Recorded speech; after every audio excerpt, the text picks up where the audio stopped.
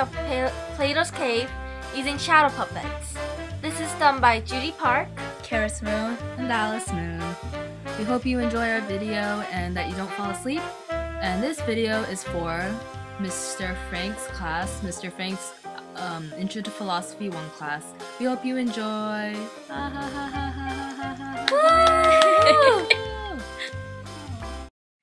In a land far, far away, in a time long, long ago, there once was a wise philosopher named Plato.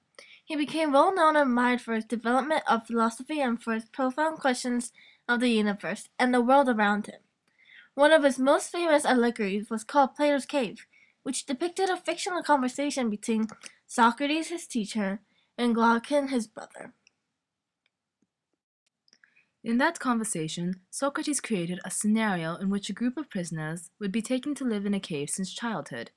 They would be chained to one another, and they would be forced to face the cavern wall, where they would be able to see their own shadows that shimmered against the bright light of the fire that burned behind them. Their whole world would only consist of the shadows on the wall. Sometimes, people would walk in with various animal and human figures on sticks behind them.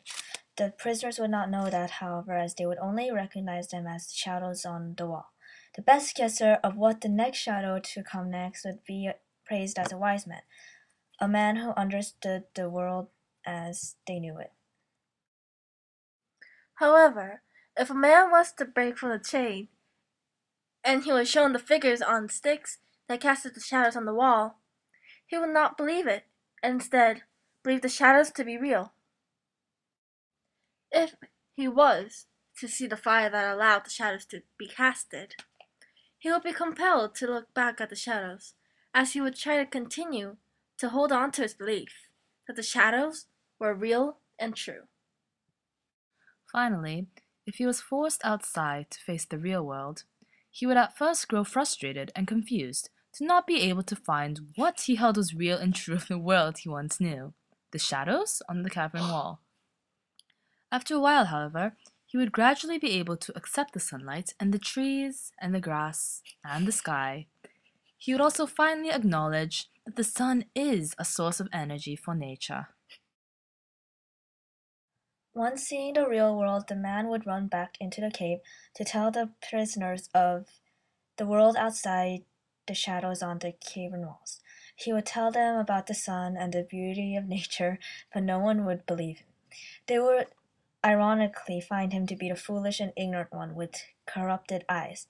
He would in turn find the prisoner's game of the best guesser to be juvenile. In the end, the man would be distant and different from the prisoners chained together. He would know that the fire casted the shadows on the walls, and the shadows that moved along the walls were the figures on sticks. He would also know about the sun and the sky and the world that stretched for miles on end outside the small cave that the prisoners thought to be their only world.